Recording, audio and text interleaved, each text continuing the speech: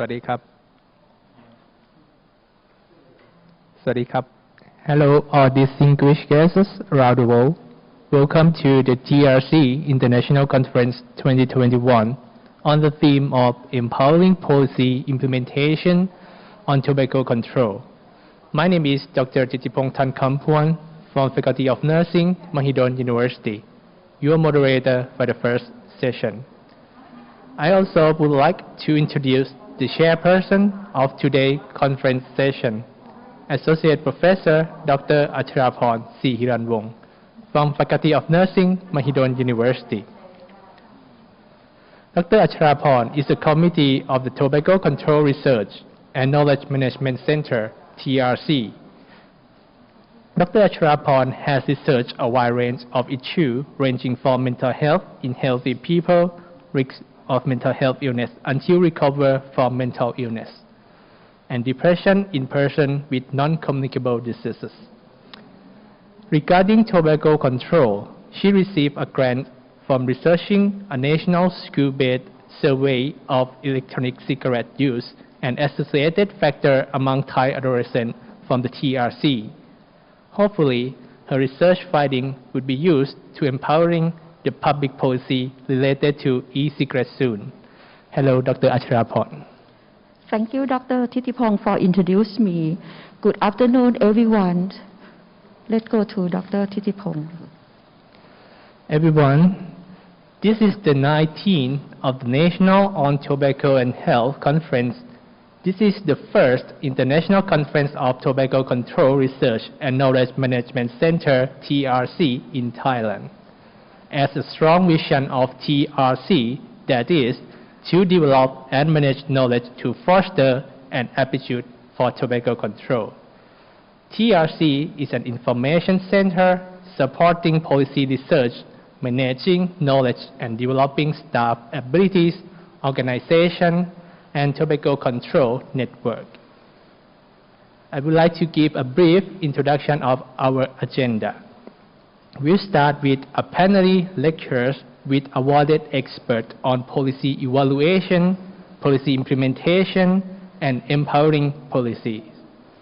Then we will start the first symposium on the topic of use of tobacco products and e-cigarette in Asia Pacific, the finding from the International Tobacco Control Policy Evaluation, the ITC project, followed by the second symposium,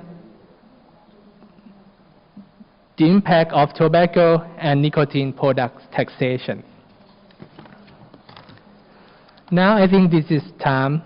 I would like to invite Professor Ronnachai Kongskon, Director of Tobacco Control Research and Knowledge Management Center, or TRC, to give an opening speech.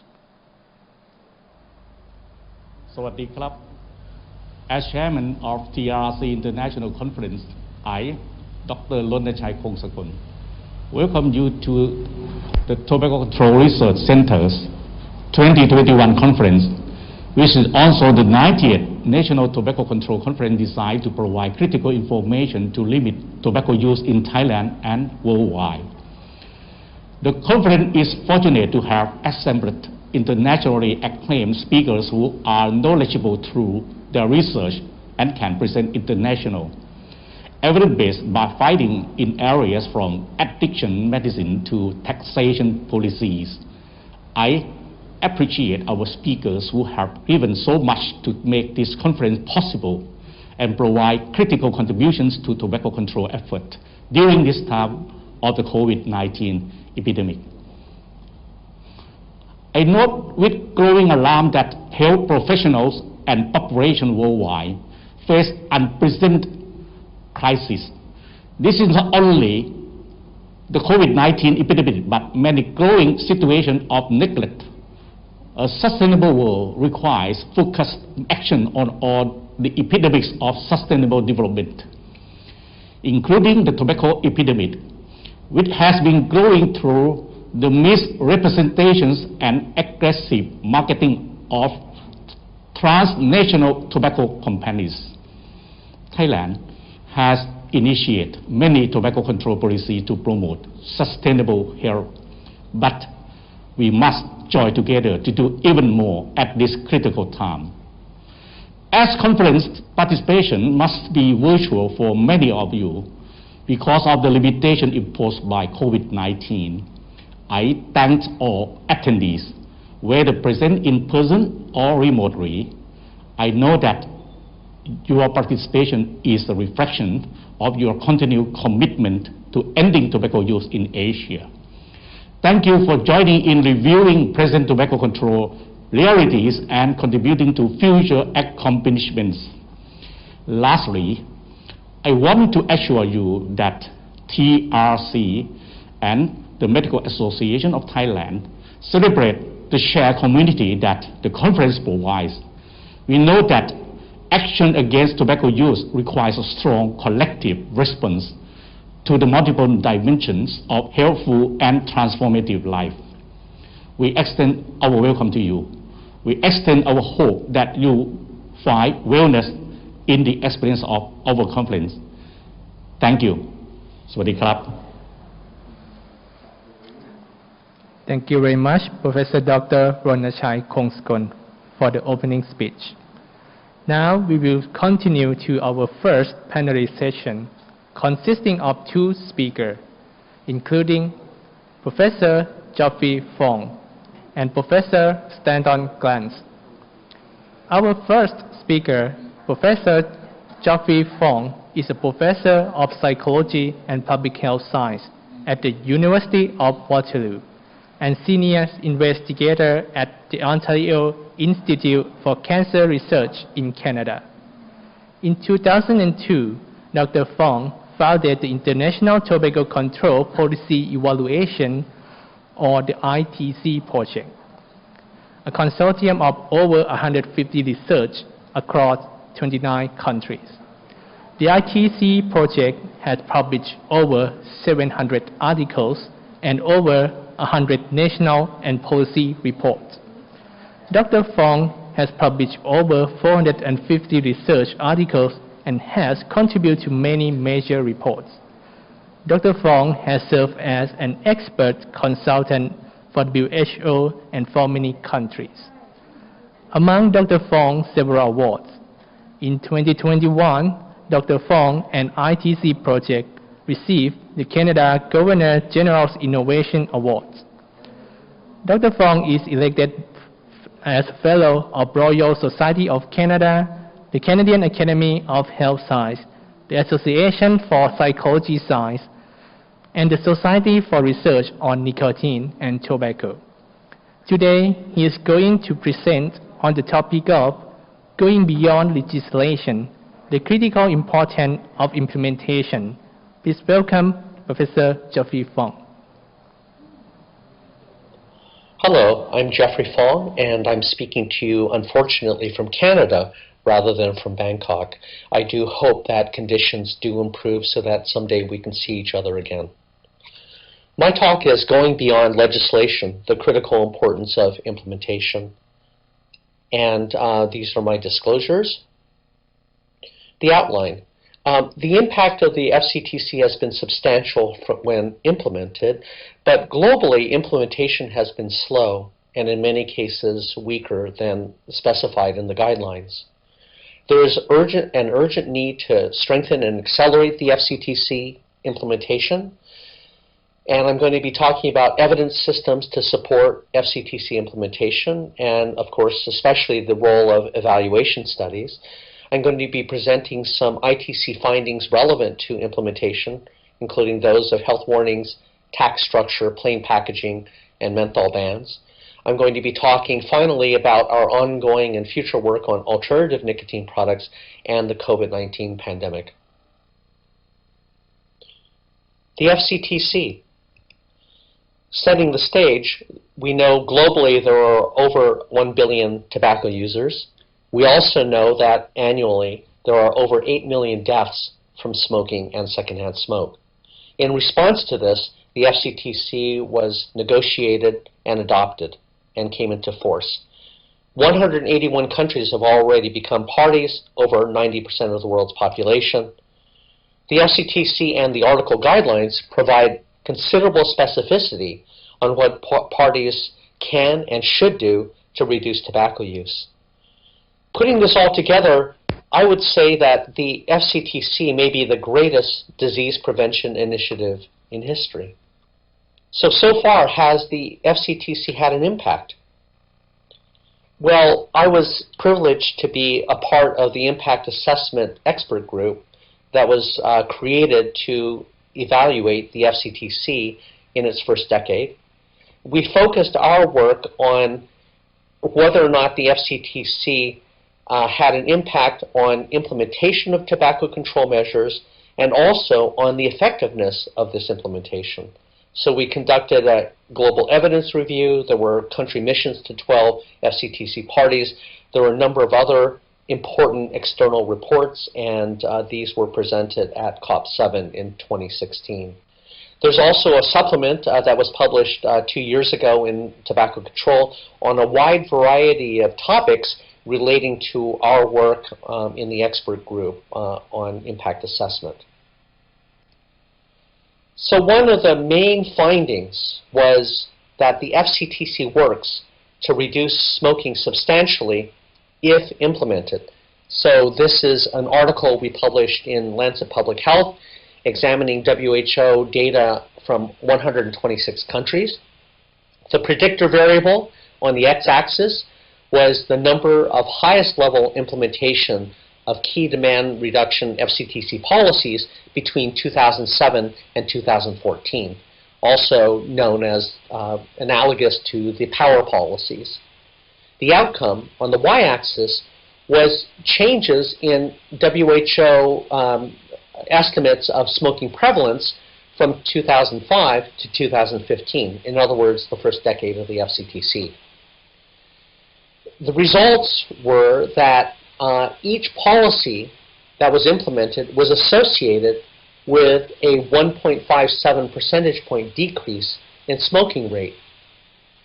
This was equal to a 7% relative decrease in smoking prevalence for each policy implemented.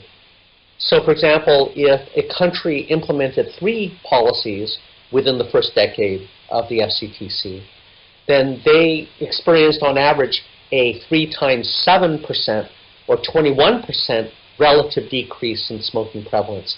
This is an extraordinarily strong association and suggests that the FCTC works if key FCTC policies are implemented at a strong level. But there's a problem here because we also found that FCTC implementation has been very poor.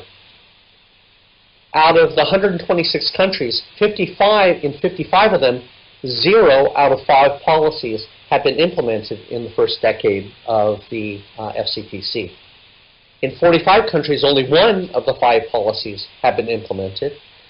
In 20 countries, only 2 of the 5 policies have been implemented. And only 5 countries implemented 3 or more of the 5 policies. In other words, there was very poor implementation. The average country implemented only 1 out of 5 key FCTC power policies. We can see this although there has been progress in implementation of key demand reduction measures since the 13 years since the first GTCR Empower report was released in 2008. The data from 2007-2020 show progress in implementation.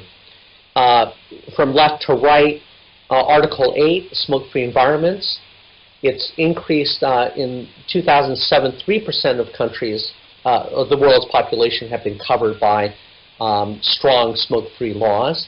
That went up by 21% to a total of 24%. Cessation programs, Article 14, 32% of the world's population. Pack warnings have gone from 5 to 60%. Mass media has gone from 32 to 43%. Advertising bans have gone up from 3 to 22%. Taxation has gone from 7 to 13%. But still, this is a far distance from 100% full implementation. And you can see the summary scores there on percentage of the world's population covered by each of these key demand reduction measures.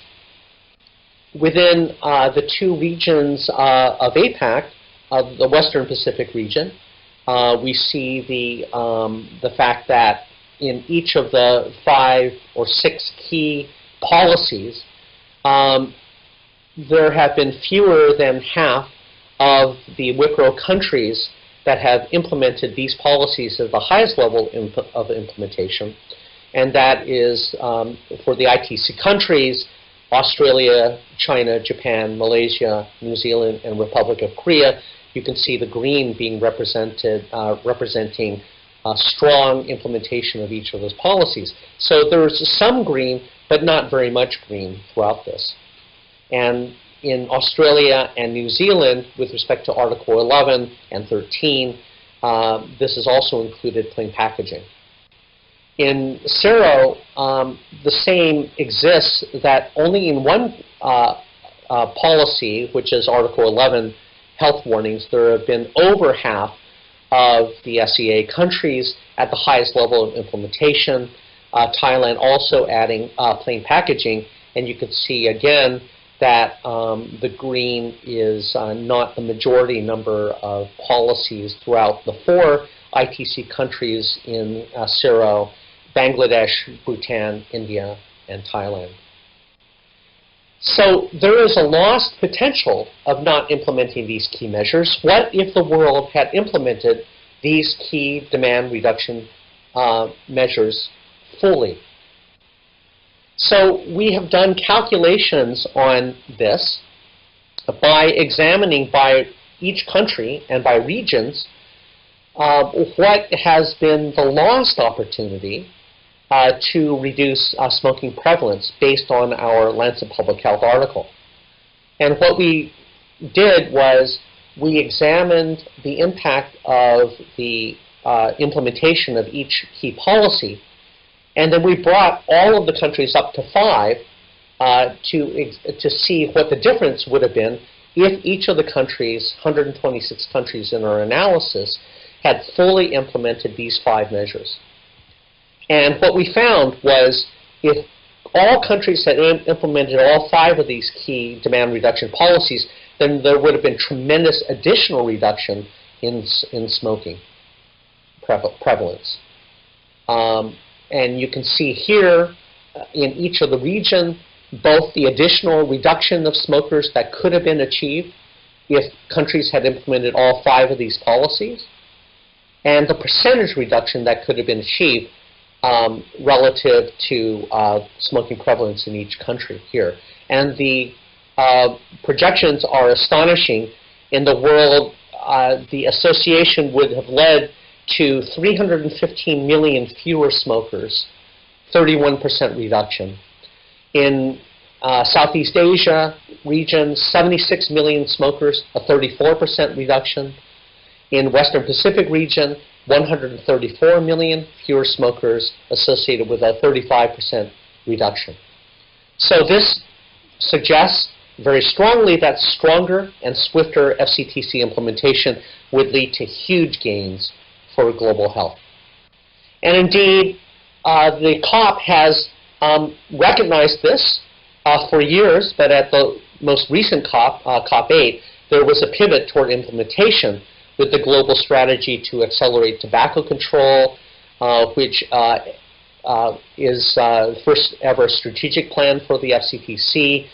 It's linked to the broader target of reducing global tobacco prevalence by 30% by 2025, etc., and also a review of implementation reports submitted by parties to the Secretariat. So there is a badly needed pivot toward implementation in the second decade of the FCTC.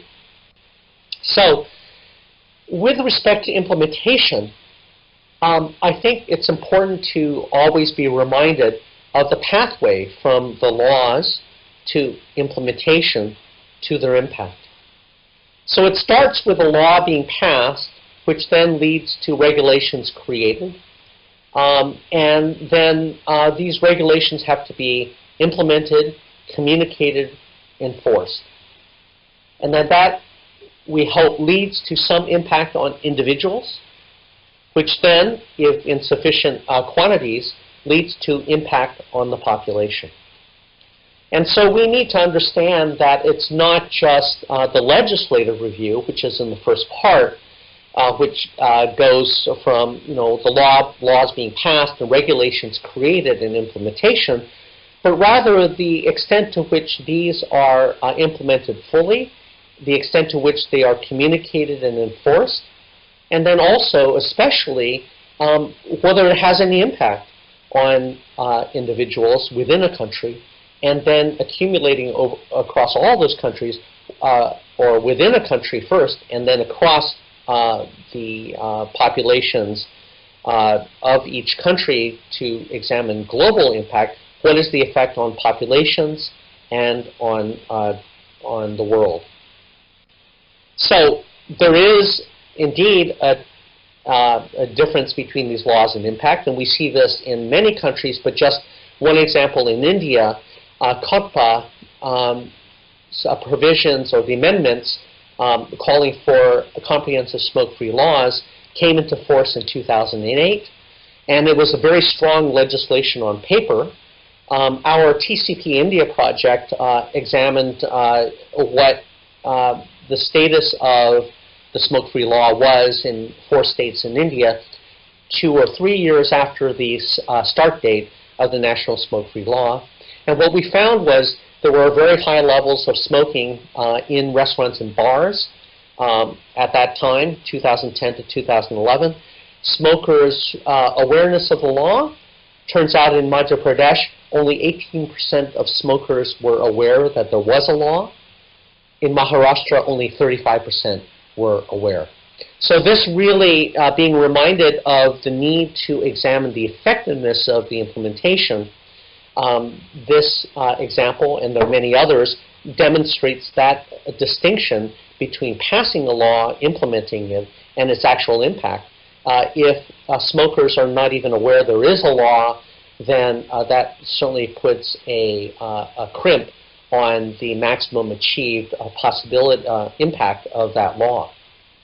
So a very strong law on paper does not guarantee that it will have impact. Legislative analysis equals potential impact, not actual impact. And so if we examine the evidence systems for FCTC policy implementation, we want to go from FCTC ratification to, ultimately, tobacco control, tobacco-related morbidity and mortality. We hope that that is going to go down. That's the goal of the FCTC. And examining these evidence systems across what type of system it is, the central question, the evidence source for each of these systems, and measures and analyses, there are 2 types that are prominent. One of them is policy monitoring system, FCTC reports, GTCR, civil society, asking the question what policies have been implemented, using legislation reports from stakeholders, and the measures and analyses are legislative analysis of strength and weakness. On the other end, there is tobacco prevalence surveillance systems, and these are notably GATS, STEPS, and country systems' own surveillance systems, asking the question what is tobacco prevalence and use patterns of tobacco. The evidence sources individuals from the population. The measures and analysis include measures of tobacco use and secondhand exposure, among others. So we created the ITC project in 2002 to examine, to evaluate the impact of policies such as FCTC policies.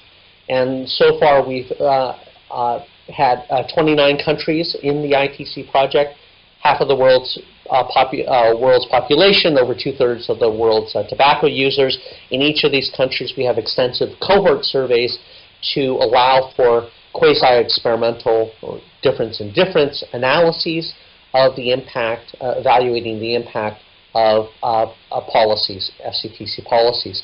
We are in 10 Asia-Pacific countries, including China, Thailand, Australia, Malaysia, Republic of Korea, New Zealand, Bangladesh, India, Japan, and Bhutan. We examine a whole bunch of research questions, including what is the effectiveness of current policies. If new policies are introduced, are they more effective? What are the ingredients of effective policies? What works? What doesn't? What are the possible unintended negative consequences of policies? Does policy effectiveness vary by countries? Does policy effectiveness vary by income level and SES within a country? So we can address issues, and we are currently doing this, to examine whether policies can help reduce health disparities. We also examine why and how policies have their impact. What are the mediating and moderating factors of policy impact? So a rigorous evaluation system can answer these questions and can provide evidence-based guidance for effective policymaking. So examining, going back to the evidence systems for FCTC policy implementation, impact evaluation systems such as ITC examine the impact of those policies, looking at individuals from the population, looking at measures of tobacco use and measures of all of the FCTC policies. What should be happening, what should be changing in individuals, and how that may translate or not translate to stopping smoking, stopping tobacco use, and so on. So, for some recent ITC policy impact, I want to talk about health warnings. And we have recently examined the impact of adding or removing health harms from warnings. And so in one article, we examined the impact of adding health messages on effect of smoking on blindness and bladder cancer. And we examined, we had measured the impact of knowledge about bladder cancer and about blindness. And these are two areas that had not been on the health warnings in Canada.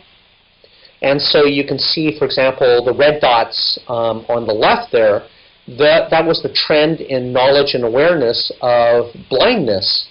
And then at the wave before these were added in 2012, you can see bladder cancer was added to there in blue. After the warnings also included information about bladder cancer and risk of blindness, you can see that both of those trends went up substantially. That is, there was a substantially significant increase in knowledge and awareness of bladder cancer and blindness after being introduced on the warning labels. But we also examined whether or not removing a health harm to the warnings had an effect on knowledge and awareness. And we also found this for carbon monoxide and impotence, which were taken off of the warnings when Canada revised the warnings in 2012. So basically what this demonstrates is that adding a health harm to health warnings significantly increases awareness, but we have to be cautious because removing a health harm has the opposite effect. It significantly reduces knowledge and awareness of those health harms. Next, with respect to price tax, we have examined the impact of tax structure on. We examined the relationship between tax structure on cigarette consumption, estimated in 17 ITC countries. We found that those countries that had changed over time from a specific to an ad valorem structure, in other words, going from the most effective structure to a less effective structure because of the increased variability in prices of cigarettes, in those countries it led to an 11% significant increase in cigarette consumption. Moreover, those countries that changed from a uniform to a tiered structure, that is, again, going from the most effective and efficient tax structure to one that allowed for great variability in price of cigarettes. Those countries experienced a 34 to 65% increase in cigarette consumption. Hugely important. It's not just tax rates, it's also tax structure that matters. Also, with respect to plain packaging and its impact on appeal and warning effectiveness, we have done a lot of work on the impact of plain packaging evaluating policies in Australia, most recently in England, New Zealand, and also in Canada. We have found uniformly in all these countries that plain packaging reduces appeal. In England and Canada, this is the percentage of smokers not liking the look of the pack. In England, before versus after, the percentage of smokers not liking the look of the pack increased substantially from 16% to 53%, relative to the 3 control countries of Australia, Canada, and US, where there was no plain packaging implemented. And the same thing happened in Canada to a somewhat lesser, although still significant extent, from 29% to 45%. We have found in many countries that plain packaging increases warning effectiveness, but we've also found recently that this only happens when paired with new warnings, not with old warnings. So this is an example where health warnings, a significant increase in effectiveness in Australia. We published that a number of years ago. So we found in Australia, England, and New Zealand, plain packaging was introduced at the same time as new warnings. And in all of these countries, the warning effectiveness increased. But recently, we compared England to other EU countries, which introduced the same new warnings at the same time, but without, in those EU countries, without plain packaging.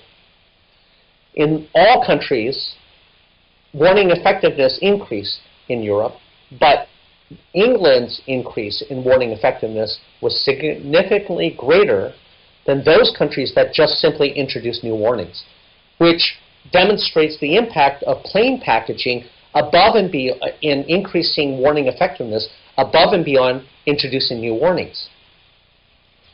Now, Canada did not introduce new warnings when they implemented plain packaging. So that's the opposite. So we found in Canada, warning effectiveness did not increase compared to all the other countries where it had. But in all those other countries, new warning labels have been introduced simultaneously. So we were able to, because countries implemented plain packaging differently in different countries, we were able to tease apart the impact of plain packaging above and beyond that of new warnings. And so our conclusion is plain packaging increases the effectiveness of new warnings, but not old warnings. And I think that's really important because we know that there is wear out of warning labels quite rapidly over time. And so what this suggests is that with new warnings, there's a boost that is created by having plain packaging. So plain packaging can boost and give life to new warnings, but they can't revive dead warnings. So next, some ITC evaluation results on the impact of banning menthol cigarettes. We know there have been global recommendations for a menthol ban. This is the WHO's advisory note about banning menthol. Canada banned menthol cigarettes in a number of stages, provincially at first, but then nationally. And it did so in all of its provinces from 2015 to 2017. And we took this, took advantage of the ITC Canada survey ongoing, and this involved 1,236 adult smokers, and we had waves before and after menthol bans in 7 provinces, covering 83% of the Canadian population. And so that was wave 1 in 2016, and wave 2 was 2018. And so we covered these 7 provinces in our evaluation and analysis, the pre-pups. What we found was after the menthol ban, quit attempts and quitting increased significantly among menthol smokers relative to non-menthol smokers. So menthol smokers with quit attempts, there was a significant difference of 9.7% between menthol smokers attempting to quit and non-menthol smokers attempting to quit after the ban. Quit success among daily smokers, they were significantly more likely to not be smoking at follow-up relative to non-menthol smokers, 9.4% difference. quit success for all smokers was not significant at 0.05, but nonetheless, it's worth, of course, reporting 7.5% increase. And also, there was a significant increase in those that stayed quit among those that had quit before the ban, menthol smokers. They were significantly more likely to stay quit than non-menthol smokers after the ban. So, in addition, there was no observed increase in purchasing from the main source of illicit cigarettes in Canada, First Nations reserves, 12.2% versus 9% non-menthol smokers. So the implications of the Canadian menthol ban for the United States, we projected this to the numbers of menthol smokers in the United States, finding that, estimating that among daily smokers there would be a significant increase in quitting. 923,000 smokers would quit if the impact of the menthol ban in the U.S. would be the same as that in Canada. And those for total smokers would be even more substantial, as you can see there. So FDA has, in the United States, has said that it will be working toward a menthol ban in the next year. We have also examined more recently the impact of nicotine delivery products like e-cigarettes and HTPs. The tobacco products, we have a very large grant to do this, and we hope that this is going to be renewed in the next 5 years. We have added cohort surveys in Japan and Korea where HTPs have been significant in prominence in both of those countries. We have formed a collaboration among the 7 countries, including Japan, Korea, and New Zealand as well, in harmonizing these, the impact, our various ITC projects in a 7-country international nicotine product adult survey. With respect to COVID-19, of course, we stopped the wave last year in April to add some COVID-19 questions. We have examined the cognitive and behavioral impact of the COVID-19 pandemic on smokers. We found that a number of percentage of smokers reported thinking about quitting because of COVID-19, but in general, the majority did not change and did not significantly change one way or another. There was no net change. But then again, in the context of other shocks like 9/11 and natural disasters, which have increased smoking, the fact that there was no net increase in smoking, I would argue is a significant a significant result with respect to the reaction to COVID-19.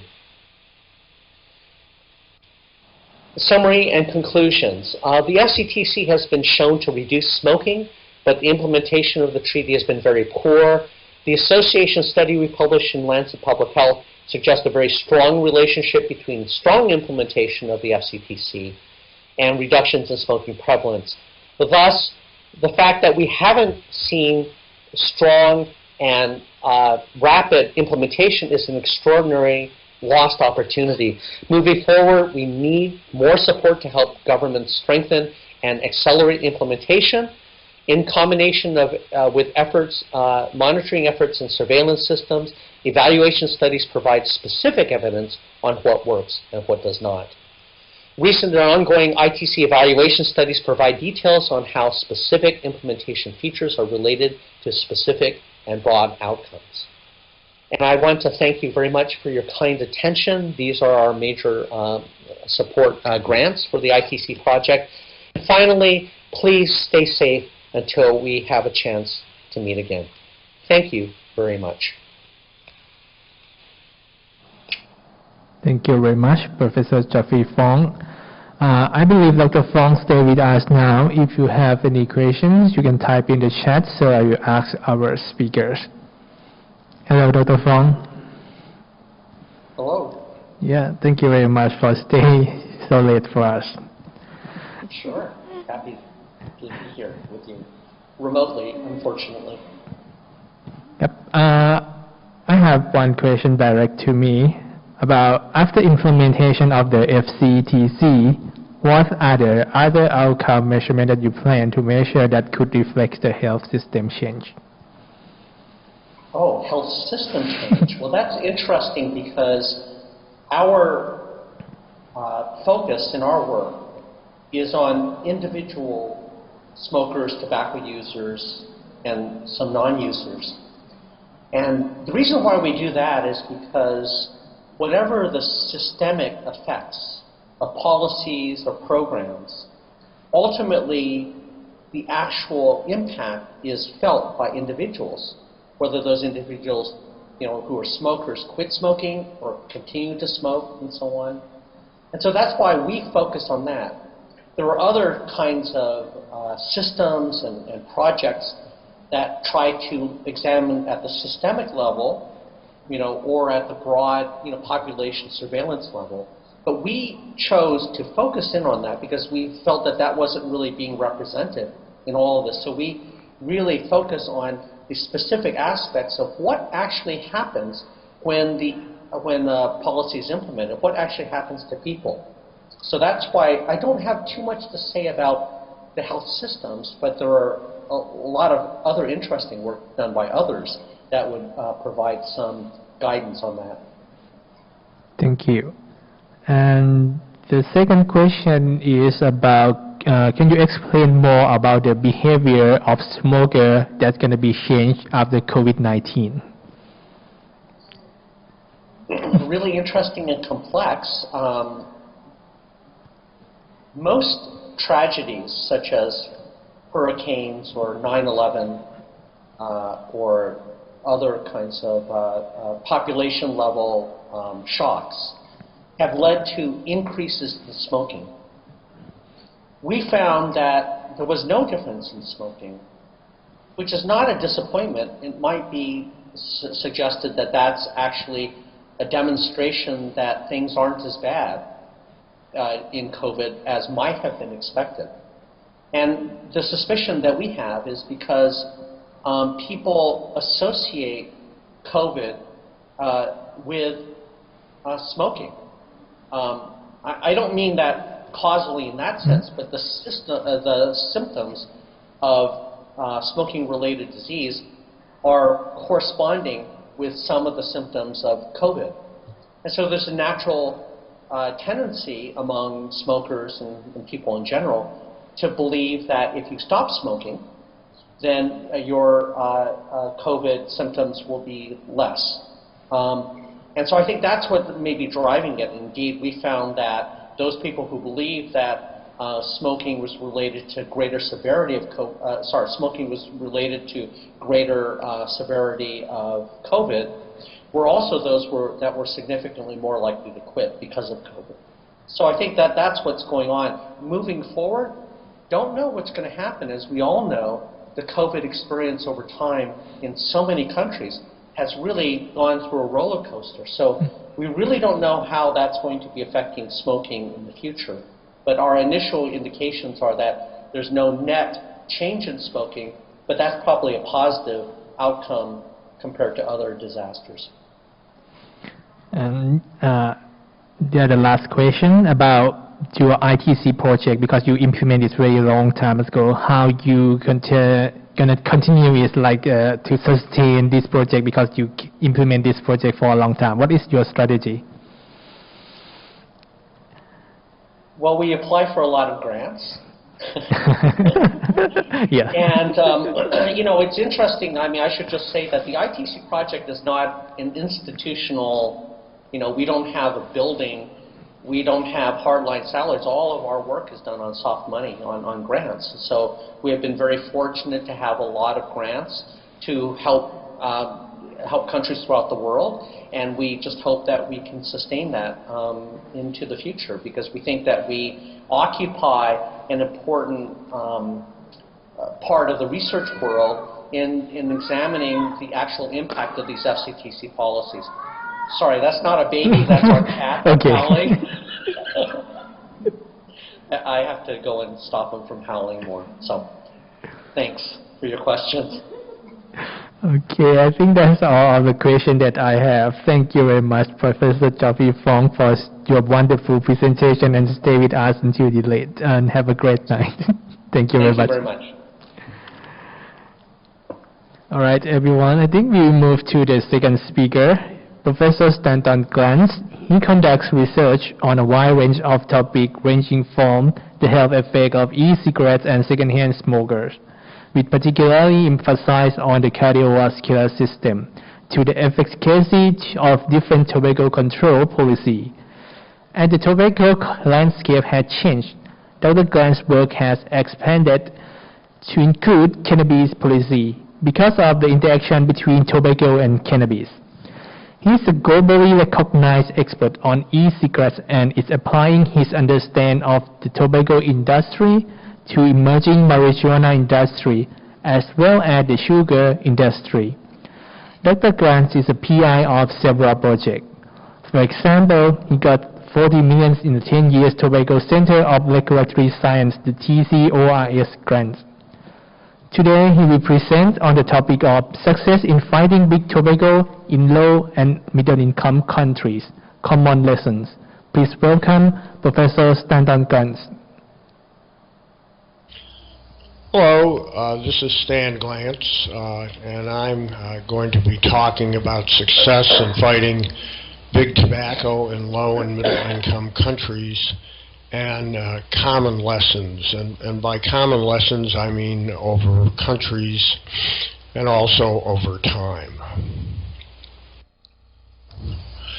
The most important point to keep in mind as you're considering what's going on in your country is that the tobacco companies fight tobacco control in low and middle income countries pretty much the same way they fight it in high income countries. The one slight difference is that they seek to take advantage of the fact when a country has lower government capacity and less developed civil society than in the richer countries. But as a practical matter, the industry still uses pretty much the same strategies. Another thing that's very important to understand is that not much has changed over time. And so if you look back 20, 30, 40 years at what the tobacco companies were doing to fight tobacco control activities in your country and elsewhere, they're pretty much using the same strategies today, simply adapted to some changed circumstances that exist today. And now what is it that's changed? Well, I think there are three important things that have changed and have been reflected in some adaptations in both what the tobacco companies do and also opportunities available for the public health side. The most important one is the existence of the WHO Framework Convention on Tobacco Control. 40 years ago, when local health advocates were trying to get smoking restrictions passed or taxes increased or advertising restrictions put in place, it was just a local idea that was being fought out locally. And while you could point to similar policies in other countries, there was really nothing systematically being done at the global level. What the WHO Framework Convention on Tobacco Control did is it created a set of international standards for tobacco control that can be invoked in every single country to support the development of implementing legislation. And there's been tremendous progress in this area around the world. We and others have done work showing that the WHO FCTC was followed by statistically detectable increases in policy implementation over a wide range of policies. And there's been, after a century of increase in smoking, it's actually declining now. And being able to invoke the treaty and the implementing guidelines, as well as the fact that just about every country in the world has ratified it, significantly simplifies and strengthens the arguments of tobacco control advocates both inside and outside government. Another particularly important aspect of the FCTC is Article 5.3, which specifically identifies the tobacco industry as an impediment to the development of effective health policy and commits countries to implement policies to try to insulate the policymaking process from the tobacco industry. Another important positive development compared to 40 years ago is there's a much better developed and much better funded civil society around the world. One of the things that's helped with that has been funding from organizations such as the Bloomberg Philanthropies and the Gates Foundation and others. But another more structural change has been the advent of the internet and the fact that communication around the world has become much easier and cheaper. So whereas in the past the tobacco companies could show up, quietly do their dirt, and then disappear before anybody really understood what was going on, in virtually anywhere in the world, local government officials and advocates working on health can get in touch with other counterpart experts around the world and learn from their experience and get their advice and support. So those are both positive developments.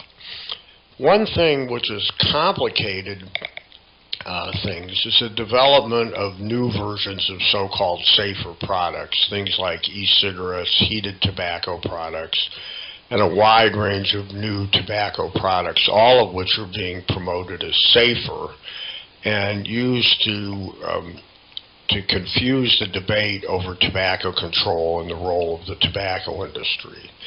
But if you really look back historically, this is really not that new. The tobacco companies in the past promoted low-tar, light and mild cigarettes, of different forms of smokeless tobacco and other products as safer.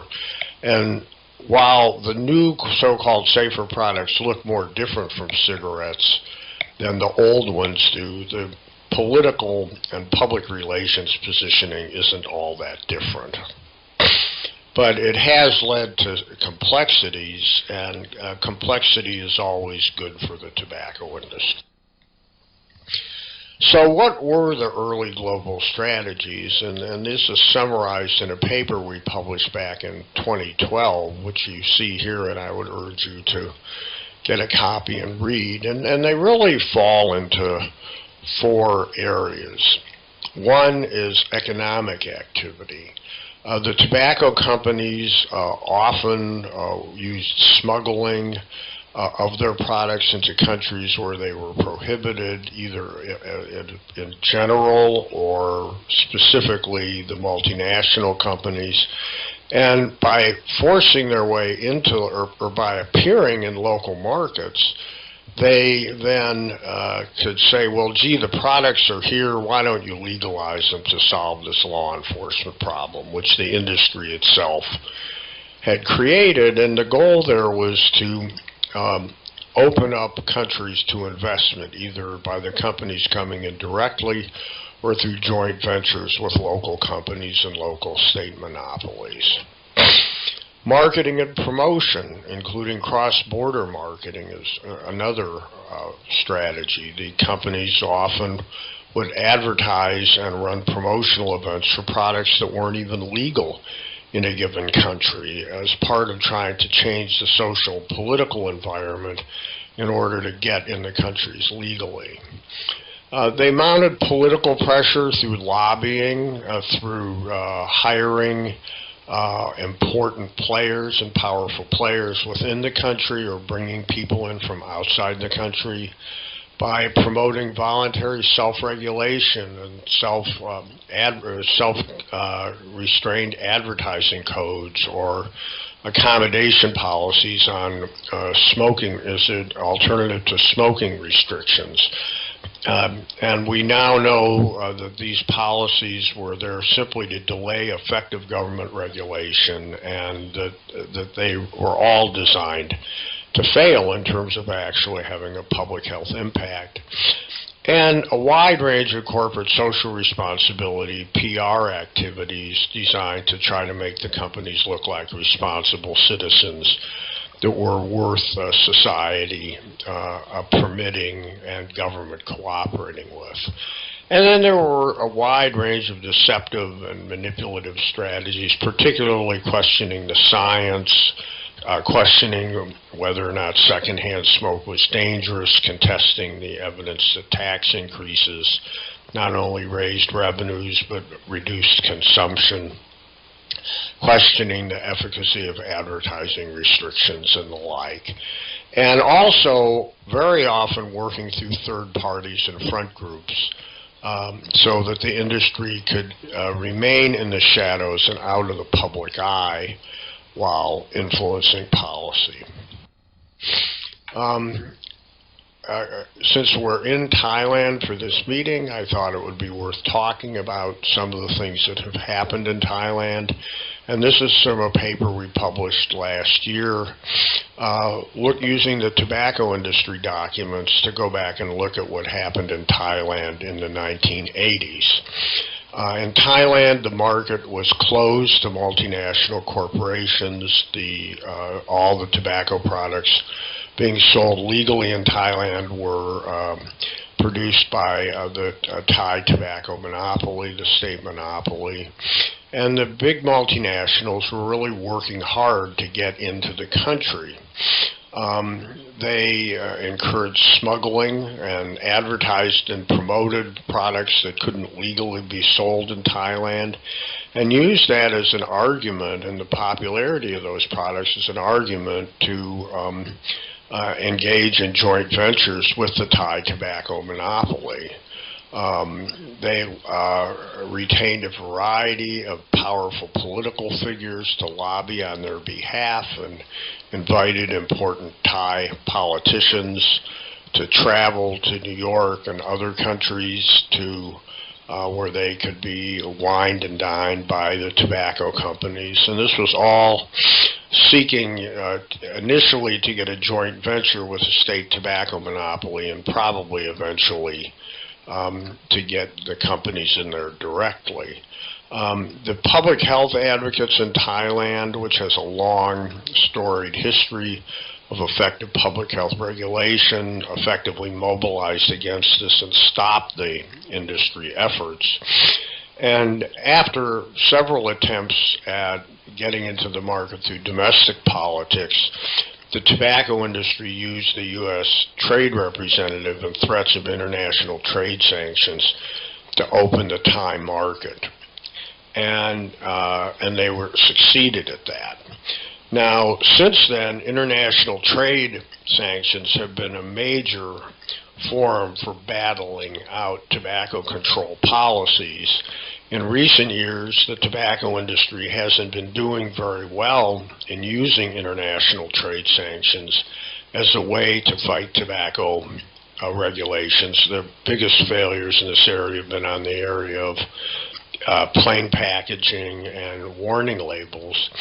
But the industry is still out there trying to use international trade policy as a way to fight public health policies. And in fact, one thing we haven't seen international trade used to try to force markets open to e-cigarettes and other new tobacco products. But my guess is that as countries continue to successfully defend their markets against these new products, we're going to see the industry start trying to mount trade challenges. And I would urge people, as you are working on your domestic tobacco control policies with regard to these new products, to kind of keep in mind insulating them from attacks using trade policy. Today, the strategies are very similar and are very clearly outlined and discussed in this new 2021 WHO report on the global tobacco epidemic that was just released in July of 2021. This is a wonderfully done report, and I strongly urge everybody to go on the WHO website and download it. not only does it have the usual country by country and region by region statistics on how different countries are doing on implementing the FCTC, but it has a very, very well done discussion of the role of new tobacco products in the industry's global strategies to try to fight off public health policy. But it highlights the same kinds of strategies that we've seen historically, albeit modernized for the current situation, using smuggling and marketing and promotion to try to get into markets where these new products aren't legal, and there's about 30 or 40 countries which prohibit things like e-cigarettes and heated tobacco products. Mounting political pressure, again through lobbying, offers of voluntary self-regulation, and a variety of corporate social responsibility programs. And as the report discusses in detail, the industry's been particularly aggressive at trying to take advantage of the COVID-19 pandemic as a way to weasel its way into countries.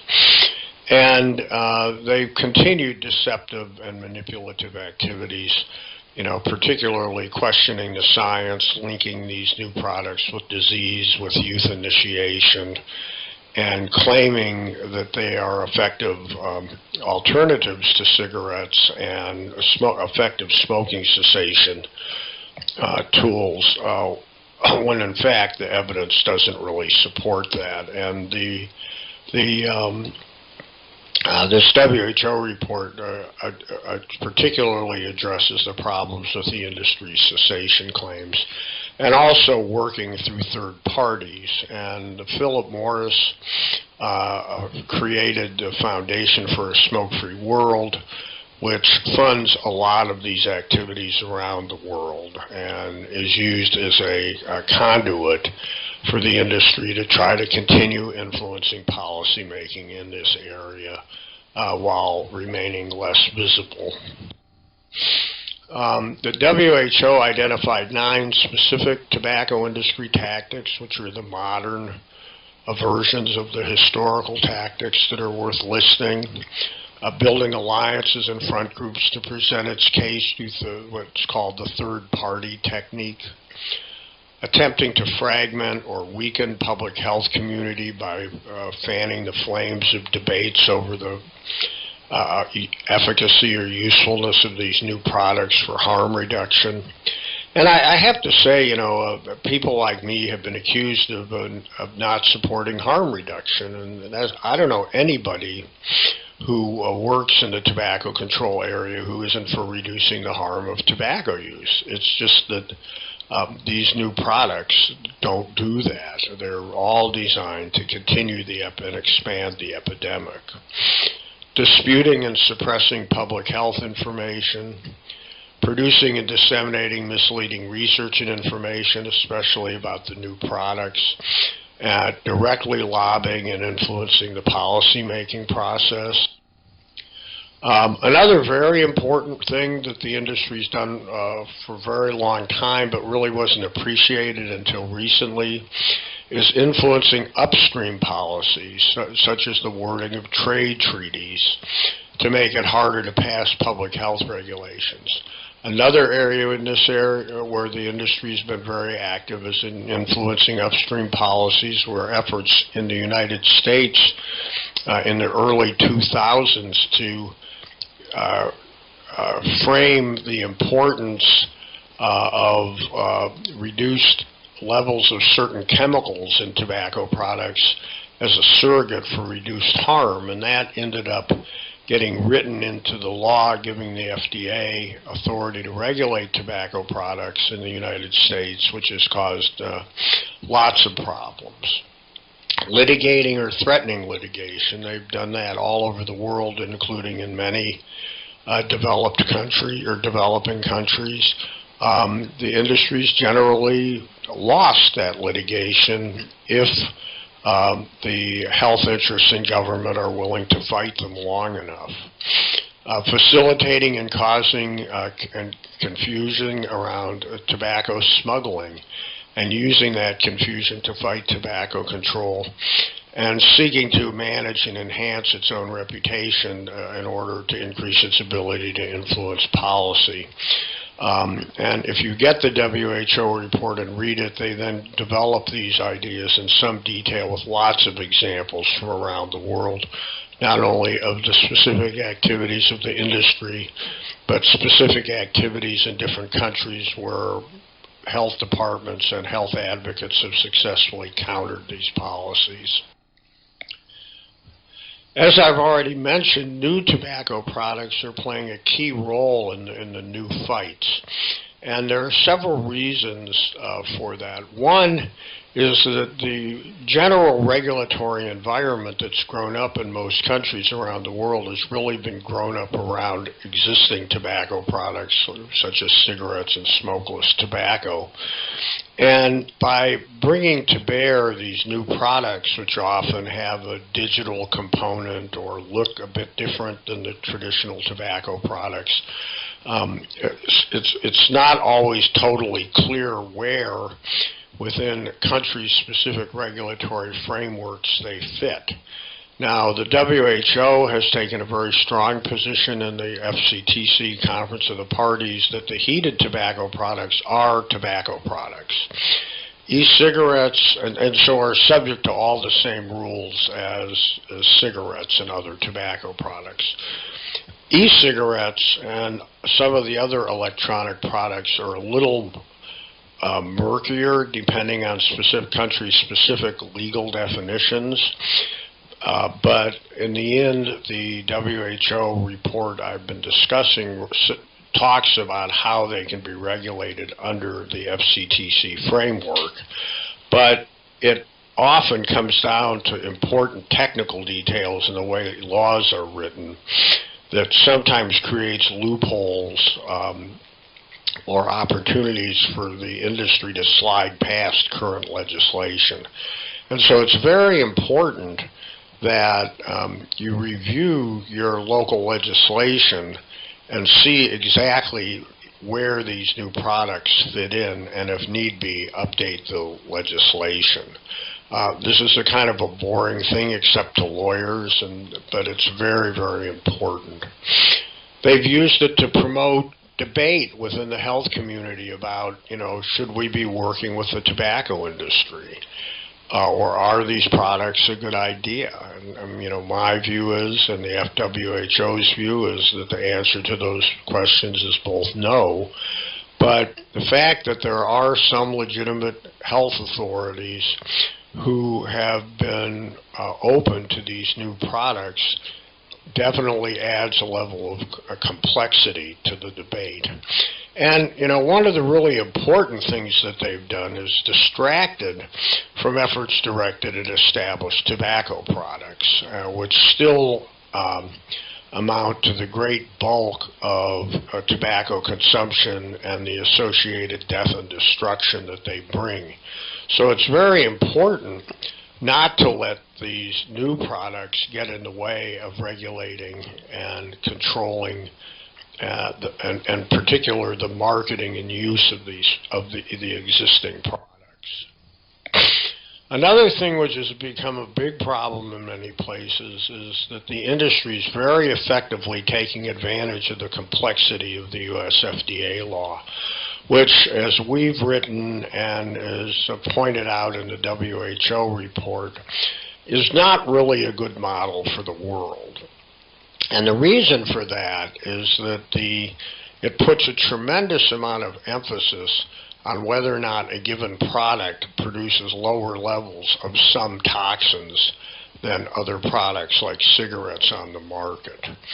Another thing that's very important is that the FDA, in authorizing the sale of a tobacco product such as Philip Morris's IQOS, doesn't mean that they've approved the product or certified that it's less harmful.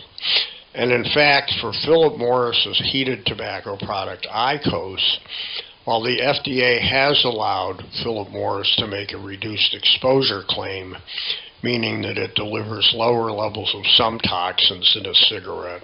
It explicitly denied Philip Morris's request to claim that the product actually exposed users to lower risks. And if you look at things like this flyer, which it was found in the Maldives and has been used as part of their marketing efforts, if you're a lawyer and you read this, you can see that it's very carefully worded to stay within the bounds of U.S. law. But for the typical human being looking at this quickly, they would think that the FDA has said IQOS is a good thing and it's safer than other tobacco products, which the FDA hasn't sold. And I think that in considering your regulatory action around these new products, I would stick with the guidance coming out of the WHO and pretty much ignore what the US FDA is doing. Again, to show how things have played out in Thailand, this is from a paper we published last year, where in Thailand, what Thailand law calls electronic nicotine delivery systems, which includes both e-cigarettes and heated tobacco products, have been illegal. And the tobacco companies, particularly Philip Morris, has been working very hard to try to change that. And in doing so, again, consistent with historical behavior and behavior in other countries, they've been working through third parties, they've lobbied, they've promoted these products via social media, they've worked to discredit tobacco control advocates, and they've funded research that would support their position. And this is an example of the kind of indirect network that Philip Morris has encouraged around the world. They created funding for something called the Foundation for a Smoke-Free World, which presents itself as a health organization but is completely funded by Philip Morris, and really whose activities are all directed at promoting Philip Morris's new products, particularly the heated tobacco products. The Foundation for a Smoke-Free World has funded the International Nicotine, I can't remember exactly what INCO stands for now, but this INCO organization, the local Thai advocacy group for overturning the INS ban in Thailand, which is called ECST, was on the board of INCO, although we did not identify any direct funding by ECST from the tobacco industry, but that they were making similar arguments, and they were concurrently lobbying the Thai government to revoke the ban. They did fail, however, because the Thai tobacco control advocacy community mobilized to continue to support the INS ban. And they did this by getting the law changed to update the definition of tobacco products in the National Tobacco Control Law to clearly include e-cigarettes and heated tobacco products. And they worked with government agencies to issue formal ministerial notifications banning the import of these products. And again, in Thailand, an e-cigarette legally includes heated tobacco products, and to ban the sale of the products. They mounted public health campaigns to educate the public about the risk of these products, and targeted policymakers to counter the pro-industry propaganda they've been subjected to. And they worked to expose the organizations and individuals who are advocating to overturn the ban so that their direct relationships and indirect connections could be understood by policymakers, and they supported policymakers in standing up to this political pressure.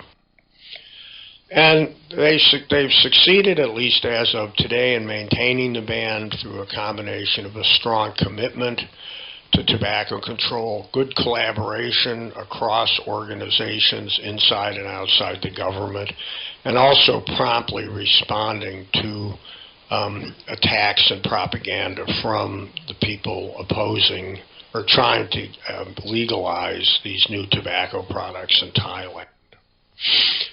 Another thing that's very important and which was used effectively in Thailand was invoking FCTC Article 5.3. The text appears on the left in the slide, but essentially what it says is that governments have an obligation to protect the policymaking process from commercial and other vested interests of the tobacco industry. And in Thailand, and this is something that's important everywhere, the advocates really pressed for a whole-of-government approach to move just beyond the health ministry.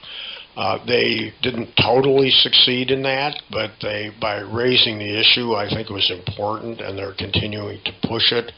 And using Article 5.3 and working to implement and defend your national legislation, it's a very, very powerful component of the FCTC. And again, the WHO report I showed you, has a specific discussion of how to use Article 5.3 in the context of e-cigarettes, heated tobacco, and other new products. So where are we today? Well, again, if you read this new WHO report, it documents many successes all over the world and countries at every level.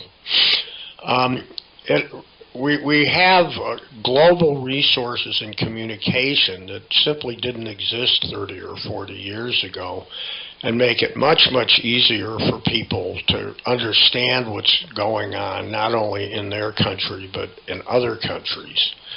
It's important that people learn from the past, that they, one of the real problems everywhere I've ever visited, whether it's in the United States or in other countries, everybody thinks they're unique, everybody thinks today is unique, and my experience has been just the opposite. The industry simply keeps redoing and retreading the same policies over and over and over again. And while they do make adaptations from country to country, they're relatively small. And so it's really important for people to look at the past and look at other countries with an open mind and think, what can we learn from these other situations? How can we use their precedents to our advantage? Another thing that's very important is do not follow the U.S. FDA on new products. The FDA law in the United States has a lot of problems with it. The politics around tobacco at the federal level in the United States remain quite challenging, and going with straightforward implementation of the WHO FCTC on these products is a much better thing to do than to get involved in the complicated and convoluted aspects of the US FDA law.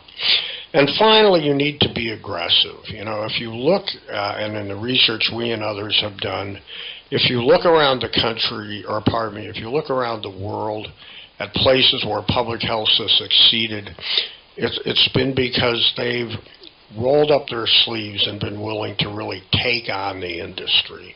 And while I have seen campaigns fail for being too timid, I've never seen one fail from being too aggressive. So with that, I thank you for your attention and wish you all the best in moving forward. We are coming to the conclusion of the first plenary session.